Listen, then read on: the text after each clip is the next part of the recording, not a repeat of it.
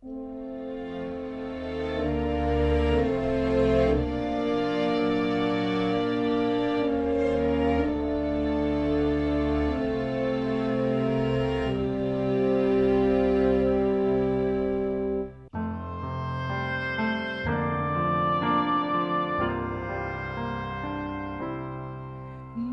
지으신 이가 하나님,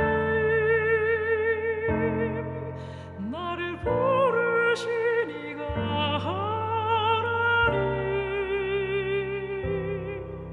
나를 보내신 이도 하나님,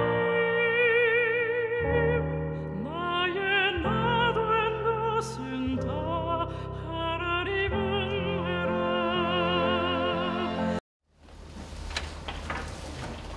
네, 너무나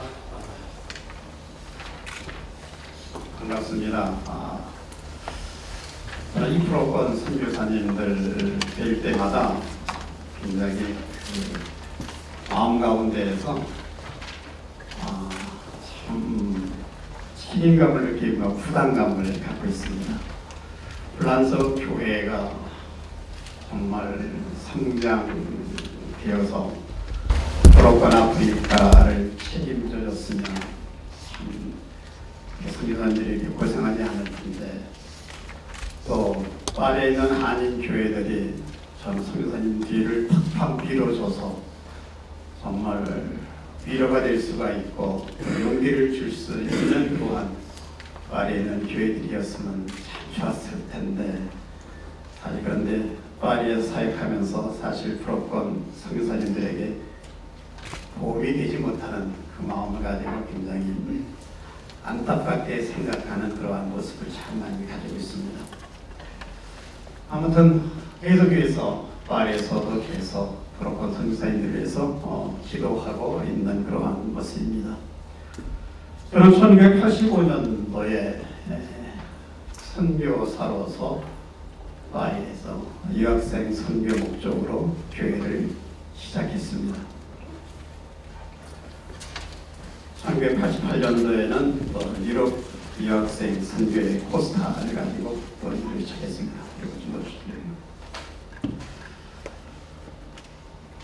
선교로서로서 또 선저의 한인 유학생 선교를 계속하면서 정말 어떤 모습으로 어떻게 해야만 될까 고민하면서 생활하고 있습니다. 그래서 오늘 여러분에게 조금 말씀을 나누고 싶은 것은 제가 하고 있는 사역을 소개하면서 그 사역의 그 목적 의식과 사역 철학의 중요성과 그리고 함께 하고 있는 그 사역 안에서의 그 말씀을 통하여 함께 나누는 그러한 모습을 좀 나누고 싶습니다. 먼저 저희 교회 사역하고 있는 이것을 영상으로 한번 쭉 보신 다음에 말씀을 듣도록 하겠습니다. 잘 들립니다. 괜찮아요.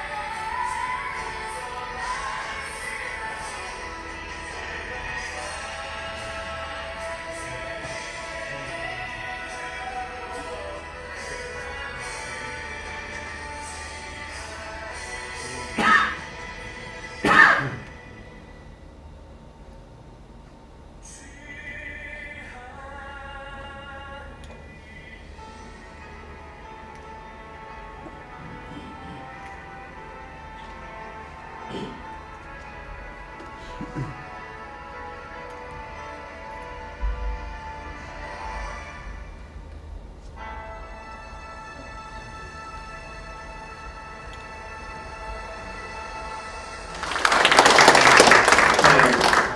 사역을 처음부터 시작할 때에 평신도를 사역자로 세우자, 평신도를 사역자로 세우는 그러한 목표를 가지고 1985년부터 유학생 선교에 임하였습니다. 개인적으로는 그 세드백 교회 이야기 책 가운데에서 사역을 성장시키는데 아주 헌신적으로 필요하다는 것을 다시 한번 깨닫게 되었고, 아울러서 목적 이루는 삶, 그 책을 가지고 새벽 기도를 이끌어 나갔었을 때에 40일 동안 새벽 기도를 하는데 100명씩 새벽에 40일 동안 꾸준히 참석하더라고요. 안에서는 아주 기적이었습니다. 목적, 지향적 목적으로 나가야만 되겠다. 그래서 사실 그 세드백 교회의 이야기가 저에게는 영향을 많이 끼치고 있었습니다. 그래서 구령 사역을 위해서 부도자를 신자로, 또 성도를 사역자로, 청중을 군대로 바꿀 수 있는 그러한 훈련 과정을 개발해서 정말 그 자기 중심적인 그러한 유학생들에게 그리스도의 복음을 심어서 종애도를 실천하려는 그런 그리스도인으로서 변화시키는 그러한 모습을 훈련을 쌓고 그 사역을 지금까지 지속적으로 유지하고 있습니다. 그러게 거기 나오는 책 가운데에서 목적에 이끌려 사역을 감당하도록 하려면 거기에 몇 가지 나오는데, 전통에 따라 움직이는 사역은 오래된 규칙과 규정의식에 얽매이는 경향이 있고, 인물에 의해서 움직이는 사역은 지도자가 무엇을 원하는가에 의해서 움직이게 되고, 제적에 의해서 움직이는 사역은 모든 사람들의 마음에 가장 먼저 떠오르는 질문은 비용이 얼마나 들어갈까 하는 것이고, 프로그램에 의해서 움직이는 사역은 모든 에너지가 프로그램을 유지하는 데 지속되는 데 모여지고 있고, 건물에 의해서 움직이는 사역은 재정이 은행융자를 갚는 데에 다 들어가기 때문에 실제 사역이 어려워지고, 행사에 움직이는 그런 사역은 사람을 바쁘게 만든다 하는 그러한 내용이 있는데, 그 내용을 가지고 든든한 사역을 이루기 위해서는 이 모든 과정이 다 합력하여 선을 이루는 그러한 모습이 아닌가, 또 그렇게 실제 사역에 나타나고 있는 그러한 모습을 볼 수가 있습니다.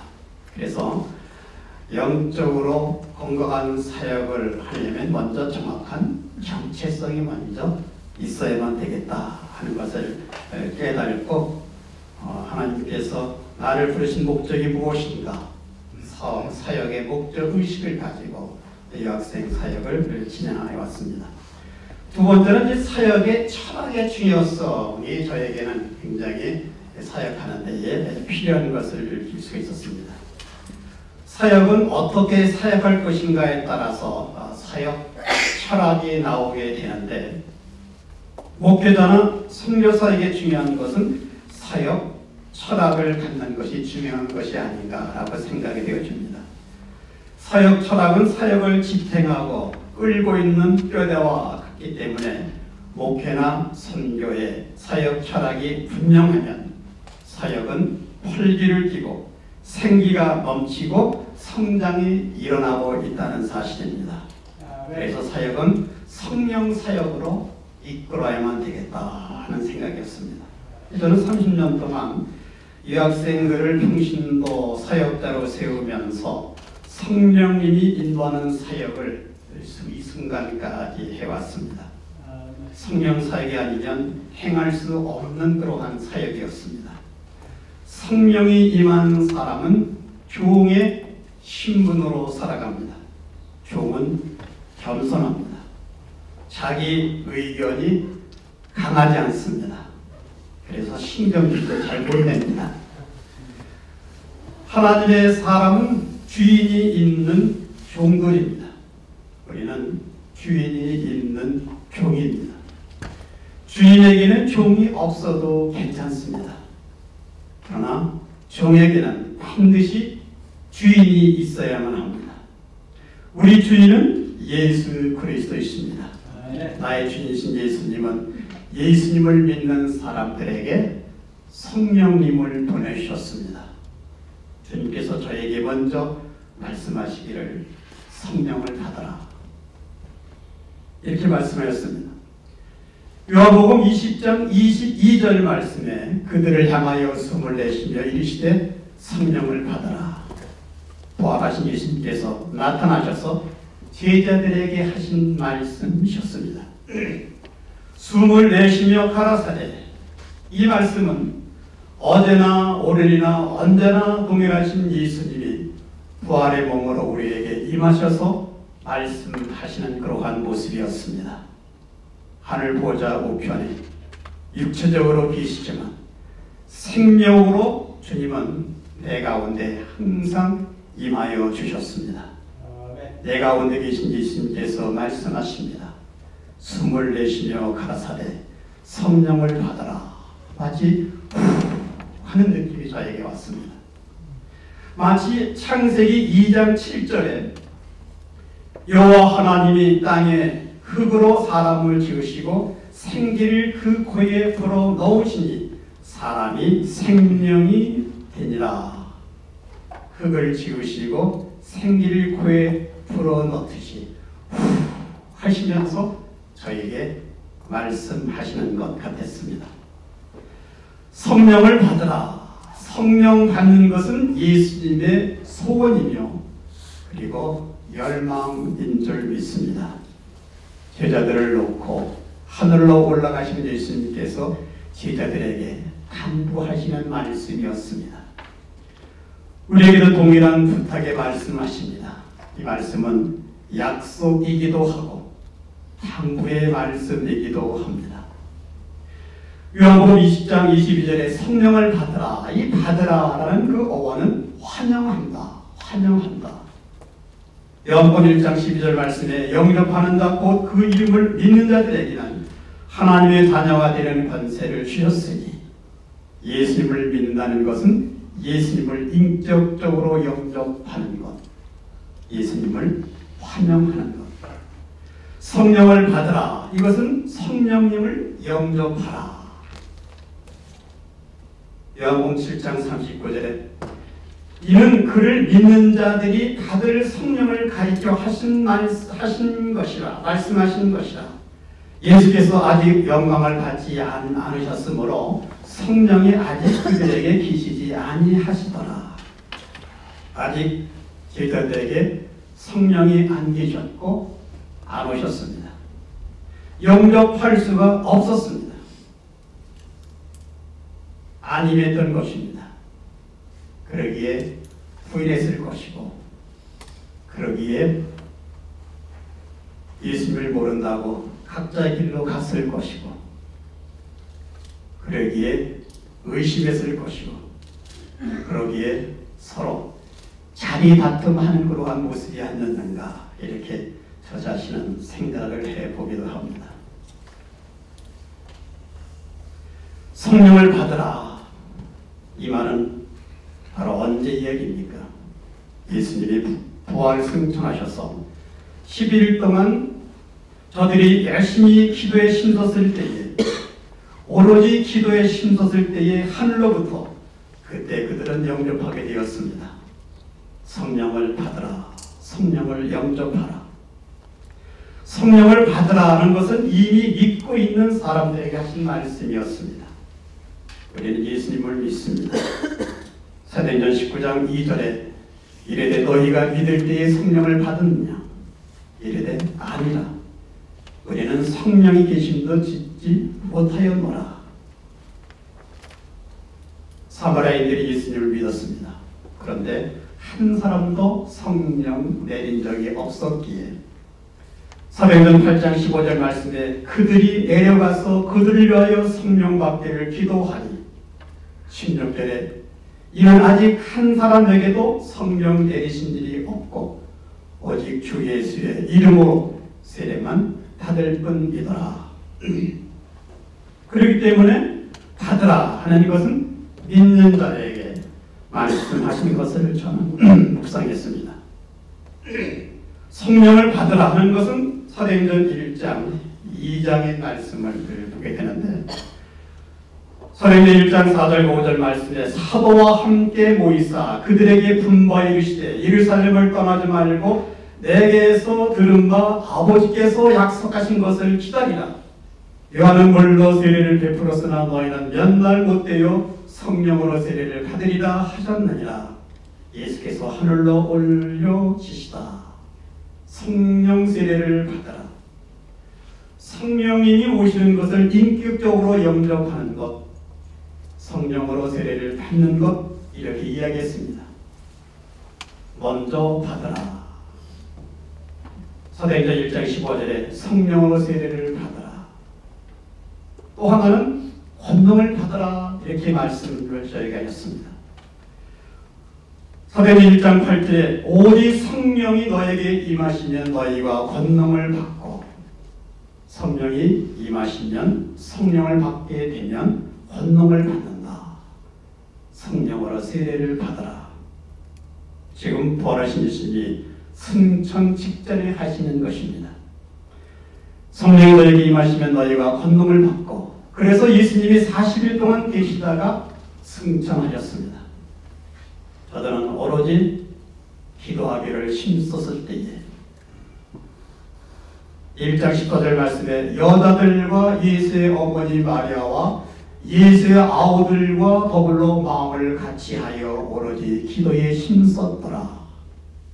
기도에 힘쓴 이들이 함께 모여 성령 받는 장면을, 사도행전 2장 1절과 4절 말씀은 오순절날에 이미 이르매 그들이 다 같이 한 곳에 모였더니 호련히 하늘로부터 급하고 강한 바람 같은 소리가 있어 그들이 앉은 후 앉은 온 집에 가득하며 마치 불에서 갈라지는 것들이 그들에게 보여 각 사람 위에 하나씩 임하여 있더니 그들이 다 성령의 충만을 받고 성령이 말하게 하심을 따라 다른 언어들로 말하기를 시작하니라. 다른 언어로, 다른 방언으로.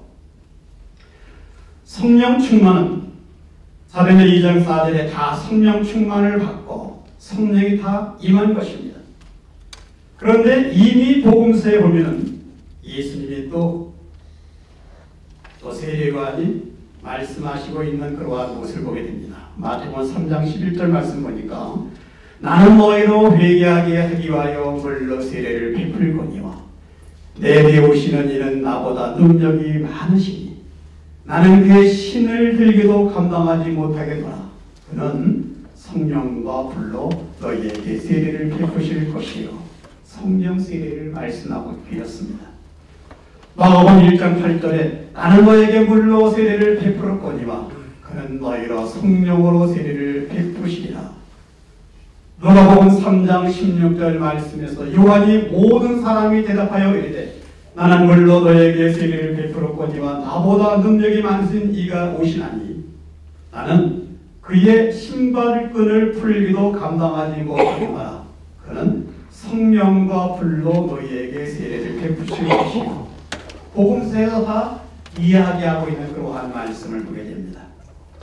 요한복음 1장 33절 말씀에 나도 그를 알지 못하였으나 나를 보내어 물로 세례를 베풀라 하신 그이가 나에게 말씀하시되 성령이 내려서 누구 위에든지 머무는 것을 보거든 그가 곧 성령으로 세례를 베푸는 이인 줄 알라 하셨기에 성령이 비둘기같이 임하신 분임을 이미 말씀하셨던 것을 볼 수가 있습니다.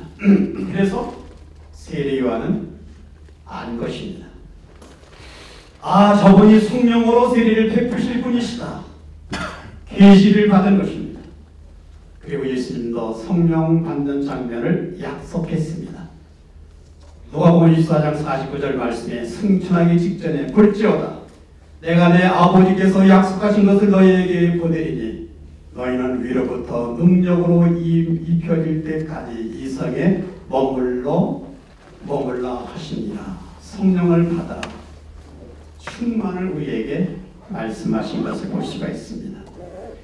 요한복음 4장 14절 말씀에 내가 주는 물을 마시는 자는 영원히 목마르지 아니하리라. 내가 주는 물은 그 속에서 영생하도록 솟아나는 샘물이 되리라. 거듭남의 역사를 말씀하셨고, 요한복음 7장 37절부터 39절 말씀에 명절이 끝날 곧 그날에 예수께서 서서 외쳐 이르시되 누구든지 목마르거든 내게서 와서 마시라. 나를 믿는 자는 성령의 이름같이 그 배에서 생수의 강이 흘러나오리라 하시니, 이는 믿는 자들이 받을 성령을 가리켜 말씀하신 것이라. 예수께서 아직 영광을 받지 않으셨으므로 성령이 아직 그들에게 계시지 아니하시더라. 참 외쳤다. 너무나 이것이 중요하기 때문에 크게 소리 질렀다. 나를 믿는 자는 영생하도록 솟아나는 이 선물, 이것이 샘물이고 강물이라는 것, 성령 충만을 우리에게 말씀하고 있는 그 모습을 묵상하게 됩니다. 믿는 자가 받을 성령 충만. 그러나 예수께서 아직 부활 승천하시기 전이기에 요한복음 7장 39절을 다시 보시면 이는 그를 믿는 자들이 받을 성령을 가리켜 말씀하신 것이라. 예수께서 아직 영광을 받지 아니하였으므로 성령이 아직 그에게 계시지 아니하시더라. 그렇기 때문에 성령을 받으라 라고 했을 때에 분명히 예수님이 부활 승천 이후 오순절, 예수님이 부활하신 날로부터 50일 되는 그날 말하기를 시작하더라 라고 말씀하신 것을 보게 됩니다. 성령 세례가 오신 목적은 바로 우주적 교회를 설립하는 것입니다. 고린도전서 12장 13절에 우리가 유대인이나 헬라인이나 종이나 자연이나 다 한 성령으로 세례를 받아 한 몸이 되었고 또 다 한 성령으로 마시게 하셨느니라. 성령의 세례에 대하여 성경적으로는 교회를 세워진 것입니다. 교회는 언제 세워졌습니까? 교회는 오순절에 예루살렘 교회가 창립된 것입니다. 우주적 교회가 창립된 것입니다. 그래서 고린도전서 12장 13절 말씀에 유대인이나 헬라인이나 다 한 성령으로 세례를 받아 한 몸이 되었고, 한 몸이란 무엇입니까? 교회입니다. 고린도전서 12장 27절 말씀에 교회는 그리스도의 몸이 되었다. 에베소서 1장 23절 말씀에 교회는 그리스도의 머리다. 레위기 23장 16절과 17절 말씀에 50일을 계수하여 유일하게 누룩이 있는 떡 2덩이를 하나님께 바치라 라고 말씀하시고 있는데, 이 2덩이는 유대인과 헬라인입니다. 유대인도 헬라인도 죄인입니다. 교회는 무엇입니까? 유일신을 믿는 유대인들이 이제 예수님을 믿게 되었습니다. 그리고 헬라인은 이방인의 대표입니다. 이방 잡종교를 믿었는데 그러나 그들은 예수를 믿게 되었습니다. 교회는 유대인과 이방인이 하나 될 수 없는 분들이 하나가 되는 것입니다. 교회는 하나입니다. 성령 세례를 받게 되면 이미 성령을 받은 사람입니다. 성령 충만을 받은 자는 교회에서 분쟁하지 않습니다. 지체의 다양성을 인정하기 때문에 에베소 4장 3절 말씀에 성령 안에서 이미 하나 된 것을 심써 지키라. 한 피바다 한 몸이라는 형제, 친구. 그래서 성령 세례에서 중요한 것은 교회인 것을 보게 됩니다. 그래서 마태복음 28장 18절과 19절 말씀, 모든 족속으로 제자를 삼아 아버지와 아들과 성령의 이름으로 세례를 베풀고 성령의 이름으로 세례를 주라. 성령의 세례는 교회 개척, 교회를 세우라 하는 그러한 말씀으로 저는 묵상하고 있습니다. 교회의 특징을 한마디로 요약하면 예수님이 주인이신 교회입니다. 그래 교회란 주는 그리스도의 살아계신 하나님의 아들이시니이다 고백하는 우리들의 공동체로 시작하게 됩니다. 그러기에 교회는 예수 그리스도를 생생하게 만난 사람들의 공동체를 말하고 있는 것입니다. 교회는 살아 숨쉬는 그리스도의 몸이요 순결한 그리스도의 신부입니다. 그래서 내 교회를 세우겠다라고 분명하게 말씀하셨습니다. 그러나 실제 교회에서는 예수님보다 사람이나 제도나 교파가 주인 것처럼 보이는 경우가 허다합니다. 그러기에 목회에 대한 관심보다는 목회자와 성도 간 서로 달리 가지고 있는 감정의 그 문제나 주도권 쟁탈 문제로 현재와 대립의 소모전이 많은 것을 우리는 목격하게 됩니다. 예수님이 교회의 주인이라는 생각을 갖게 되는 것이 성경적 사역이요 다른 사역의 시작입니다. 그러기에 참된 교회는 음부의 권세가 이기지 못한다. 아무리 사단의 권세가 세상을 지배하고 통치한다 할지라도 진정한 하나님의 교회는 사단이 건드릴 수 없는 영적 특권이 있다. 그러기에 세상의 교회를 이기는 것이 아니라 교회가 세상을 이긴다라고 요한복음 16장 33절은 우리에게 말씀해주고 있습니다. 진정한 교회는 땅과 하루를 연결시키고 있는 열쇠가 되고 믿지 않는 사람이나 가정이나 민족이나 세계를 구원하기 위해 사용되어지고 있는 열쇠라는 것입니다. 주님의 관점에서 주님이 의도하신 교회의 특징에 사역에 초점을 맞추어서 건강하게 자라게 하고 주님이 의도하신 교회로 실제적으로 경험하고 눈으로 보고 손으로 만질 수 있는 교회, 이러한 교회를 위해서 기도하고 있습니다. 이렇게 하기 위해서는 교회로는 변화가 없지만 목회 철학은 끊임없이 새로워진다는 것을 입증할 수 있도록 저는 성령의 이끌림 받아 평신도를 사역자로 세우는 교회, 이렇게 사역 철학을 성령님의 이끌림을 받아 사역에 임하고 있습니다. 세 번째는 사역 전략과 방법입니다. 평신도가 잠자면 교회가 잠자고 평신도가 병들면 교회가 병들기에 평신도가 잘못되면 하나님 나라가 잘못되기에 온전한 사람으로 만드는 것, 이것이 중요하다고 저는 생각합니다. 온전한 사람을 만들기 위하여 이들을 어떻게 제 자리에 세울 것인가. 교회는 예수님이 보여주시는 방향, 예수님이 보여주시는 목표, 예수님이 말씀하시는 이상적 평신도상이 무엇인가를 성경을 통하여 확고히 붙든 다음에 이러한 평신도를 만들기 위해서 나는 어떻게 가르칠 것인가 라는 방법을 갖게 됩니다. 교회 본질에 일치하는 평신도 사상을 재건시키는 것, 이것이 성경적 기본 전략, 사역의 전략입니다.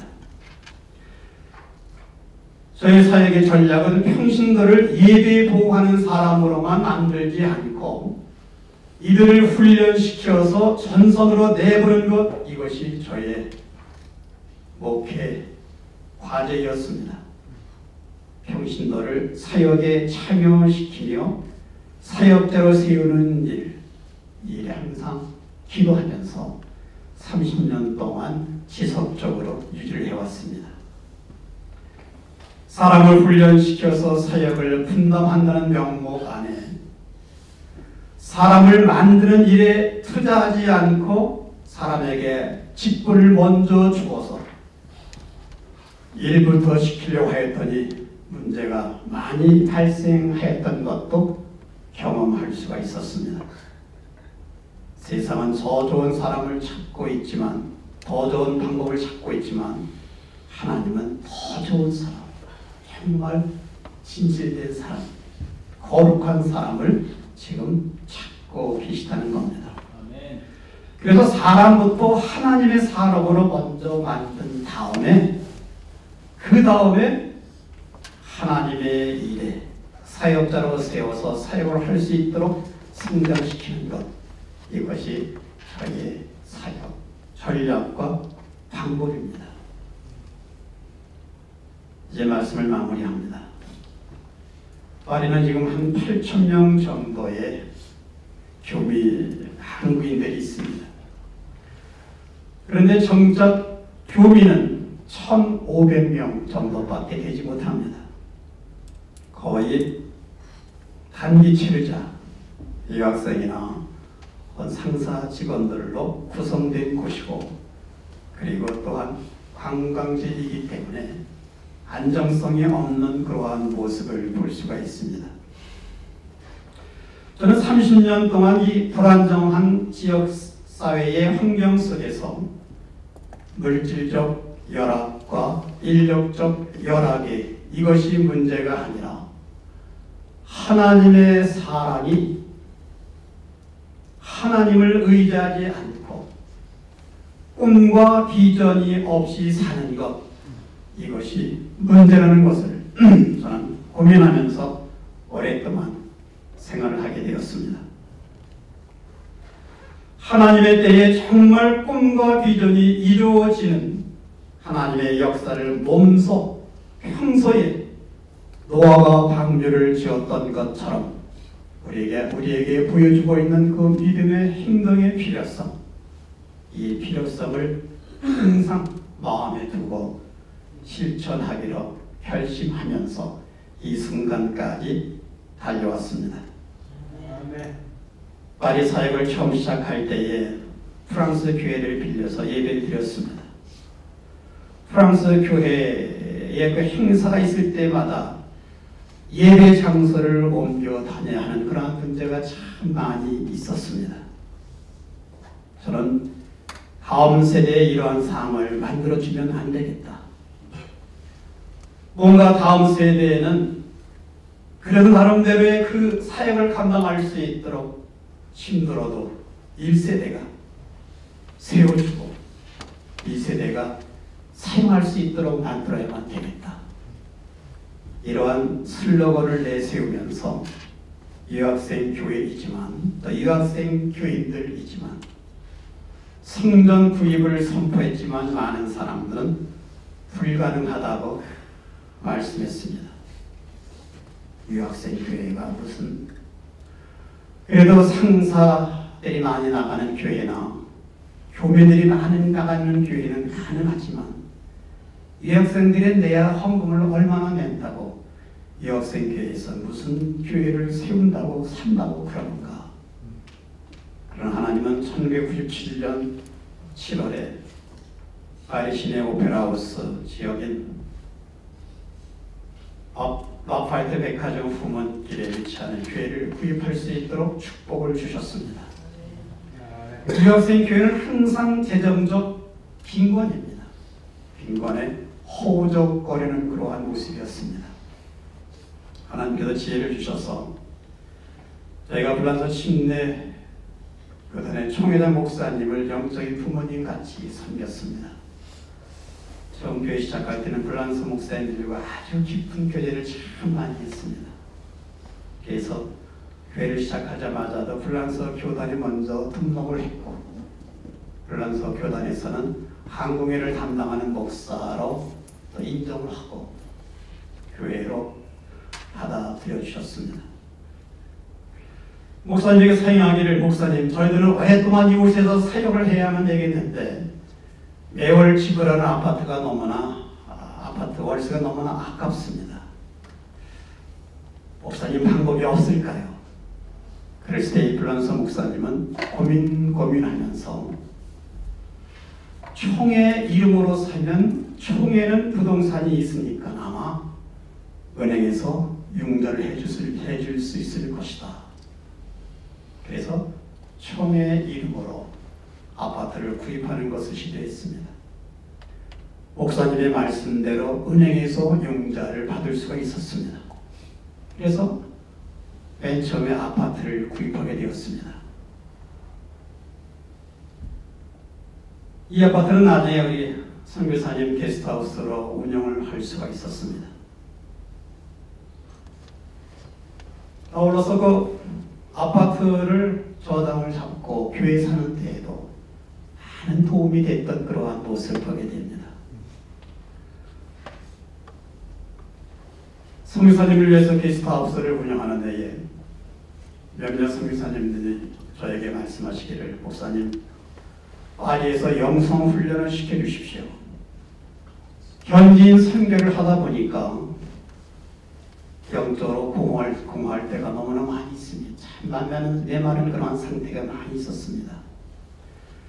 한국의 가족과 함께 들어가게 되면은 거의 한 8천만 원 내지 1,000만 원이 그냥 소리가 되는데, 이 중간 지점인 파리에서 영성 훈련을 시켜주시면 저희들에게 많은 도움이 될 것 같습니다.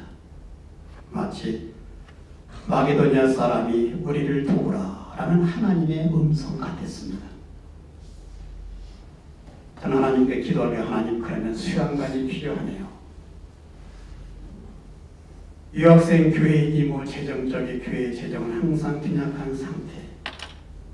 그럼에도 불구하고 하나님께서는 수양관 구입에 대한 꿈과 비전을 허락하셨습니다. 그래서 수양관 구입을 선포했습니다. 물론 교회는 재정이 전혀 없었습니다. 성도들은 목사님이 뭐 알아서 하시겠지. 돈도 없는데, 교회 재정도 없는데 목사님 어떻게 하십니까? 성도들이 물어보는 것 같습니다. 왜 네가 걱정하냐? 하나님이 걱정이야. 라고 속으로 그렇게 말했습니다.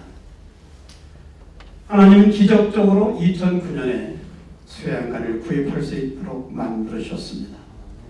파리에서 또 유학생 교회로서는 사실 기적입니다.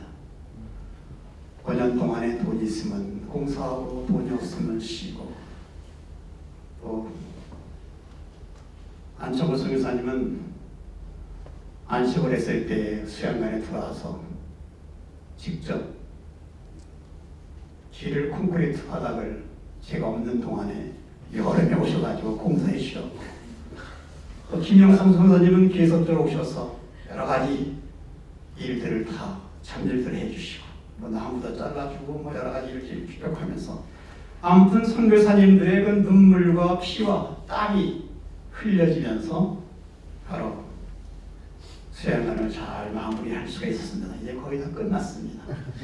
아까 여러분들 영상에 보신 것 같이 정말 다 끝났고, 정말 선교사님들의 쉼을 얻을 수 있도록 아주 고급 호텔같이 그를 잘 정리해 놓았습니다.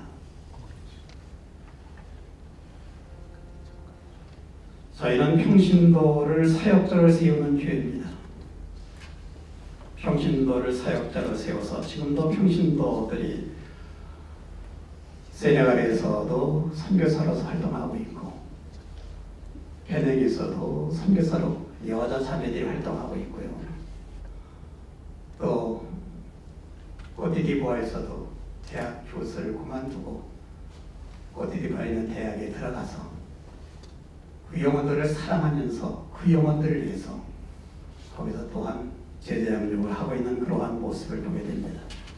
지금도 새벽 예배에는 집사님들이 새벽 예배를 이끌어 나갑니다. 저는 토요일만 인도합니다. 구역 모임도 목장이라고 칭하는데, 목자를 세워서 목자들이 스스로 죽이 되든 밥이 되든 목장을 이끌어 나가고 있습니다. 조금 약해도 평신도를 이렇게 세우는 모습. 그래서 훈련시켜서, 훈련은 파리에서만 시킬 수 있지 한국에서는 이러한 가정을 못할 겁니다. 제가 없으면 평신도들이 설교를 합니다.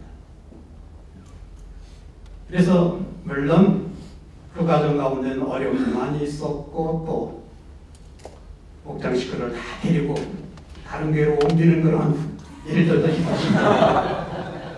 그러나 옮길 때 기도하고 보냅니다. 언젠간 떠나갈 사람인데 조금 되게 일찍 떠나가는 거.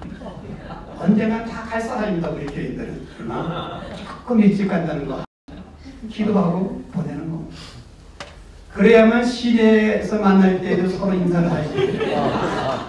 내가 가면 저 사람은 다른데 피해서 나를 안 불러오기 때문에 그래서 기도해주고 보냅니다. 그러면 그냥 친구가 되어버립니다.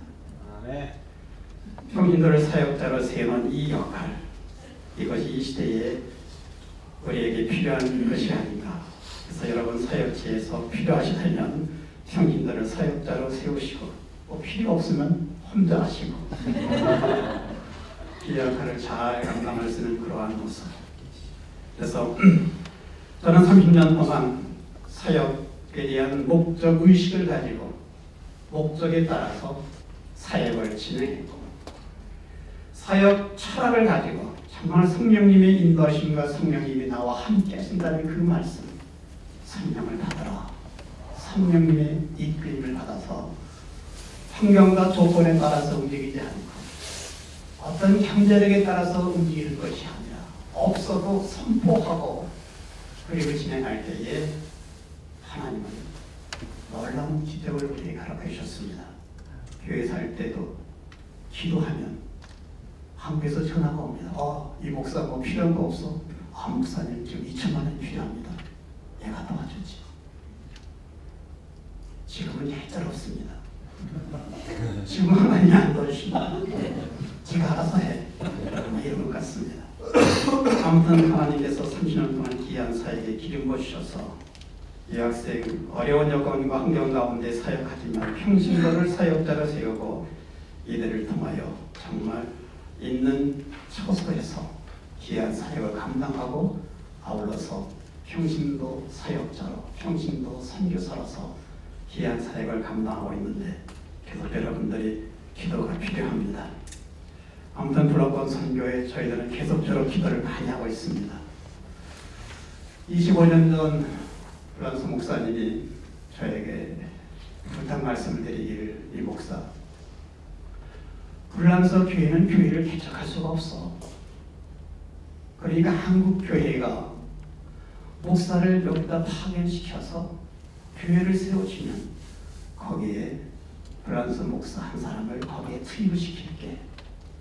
한국 교회와 불란서와 함께 할 수 있는 방법밖에 없어. 이 말씀은 나에게 유언 같은 그러한 말씀이었습니다. 아직까지 못하고 있습니다. 앞으로는 저희 교회가 이제는 불란서 교회의 성장을 위해서 불란서 목사님들 귀한 사역을 위해서 기도하고 있습니다. 지난번에 천안수 목사님을 모시고 기도의 삶, 불란서 목사님들 40년 정도를 급하게 한 달 동안 연락해가지고 기도의 삶 훈련을 시켰습니다. 목사님이 너무나 좋아하시더라고요. 한국 영성을 배우고 싶어하고 한국 기도를 배우고 싶어하며 무릎 꿇고 기도할 때도 그냥 기도하는 그러한 모습. 끝난 다음에 어느 아프리카 목사님들 모임에 목회 세미나에 저를 초대해서 한국 교회와 그리고 한국 교회 구입 과정에 대해서 좀 설명해 달라. 거기서 같이 상담하면서 얘기하니까 얘기 쭉 했을 때에 한국 교회가 처음에 가지고 정말 교회를 구입하지 못하면서 어려운 실정에 빠지고 있는 상황이나 지금 아프리카 교회들이 정말 교회를 구입해야 되는데 구입하지 못하고 은행 용적가 참 힘들기 때문에 고민하는 그 모습을 함께 공유하면서 그리고 돌아왔습니다. 이미 교회는 똑같더라고요. 그래서 우리가 계속적으로 아프리카 선교를 위해서 특별히 파리에는 많은 3민족이 많이 있습니다. 그리고 그 영혼들을 위해서 여러분들이 계속 기대해 주시고 귀한 사역을 잘 감당할 수 있도록 또 브로컨에 정말 복음이 증거되는 놀라운 역사가 성령으로 말미암아 이루어질 수 있도록 함께 기도로 동참하는 귀한 시간